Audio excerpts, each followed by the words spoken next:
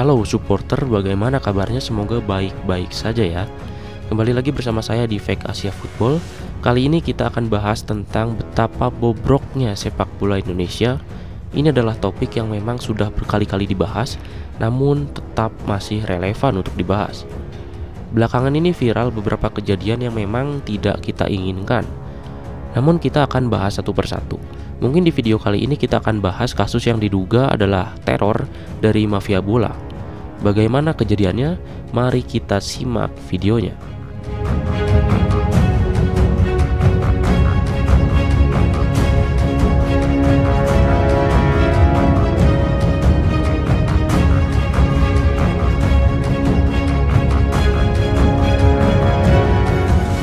Pengelola Gresik Putra Parane FA, Za Eka Wulandari, dijadwalkan memenuhi panggilan Polda Jatim untuk memberikan keterangan terkait dugaan pengaturan atau dugaan percobaan penyuapan di Liga 3 Jawa Timur.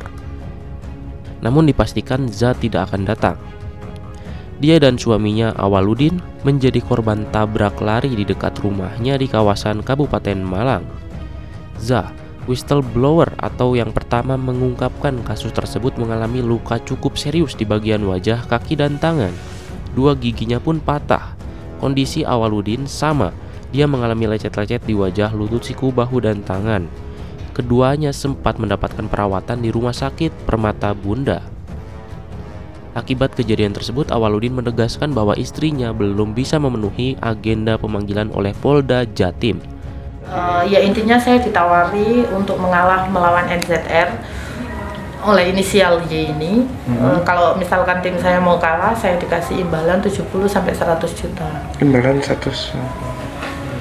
Terus yang kedua, ada yang telepon lagi itu Persema. Kalau misalkan saya mau kalah ini ya imbalannya itu ke pemain sih detailnya. Saya sudah di situ, saya udah ngomong fight, saya nggak mau. Awaludin mengungkapkan saat kejadian dirinya yang memboncengkan Za dibuntutin oleh 2 motor. Salah satu motor Yamaha Fiction. Saat berada di tikungan gelap, Fiction yang dikendarai oleh 2 orang tersebut menyalip motor saya dan pengendaranya tertawa mengejek ke arah kami. Setelah itu motor yang di belakangnya menabrak kami. Saya tidak ingat persis kejadiannya, tapi seperti ada yang menendang kami juga, ungkapnya. Akibatnya Awaludin dan Za terpental ke jalanan beraspal. Saya keluar rumah mau beli etol ke Indomaret bawah situ itu, karena kan hari ini saya dipanggil Polda.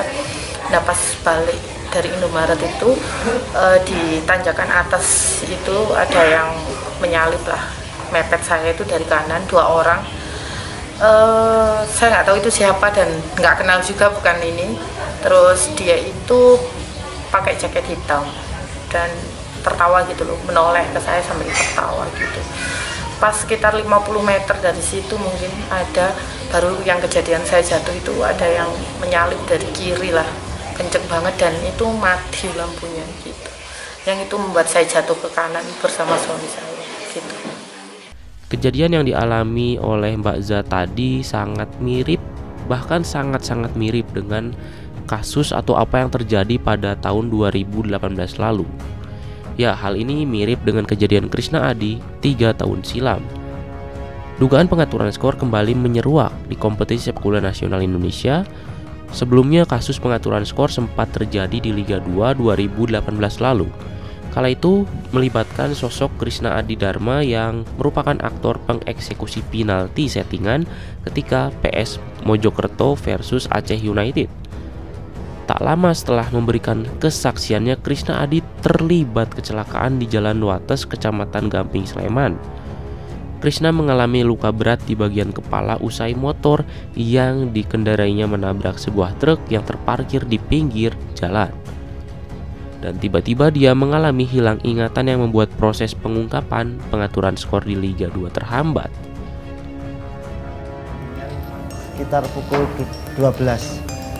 Itu semua pemain, pelatih di briefing sama manajer. Babak pertama dibuat skor sekian dulu, nanti babak kedua skor sekian, terus nanti babak kedua melihat hasil dari Kalteng Putra lawan Persmen Padang. Saya ambil pas pada saat dapat penalti itu saya ambil minum, kita ambil minum, diinstruksi itu dibilangin suruh nggak masuk.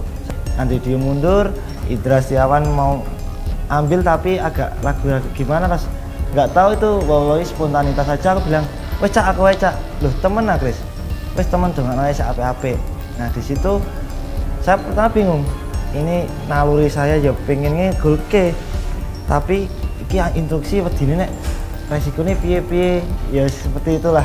Akhirnya ya sudahlah, saya tendang. Memang sengaja saya mengakui kesalahan saya itu, saya tidak masukkan, dan pada habis menendang itu saya sujud, saya meminta ampun pada Yang Maha Kuasa jika memang Dan ya itulah sepak bola kita, bobroknya memang sampai ke tulang. Mau sampai kapan sepak bola kita bobrok seperti ini? Namun yang pasti kita tetap berharap semoga sepak bola kita bisa lebih baik lagi dari sebelumnya.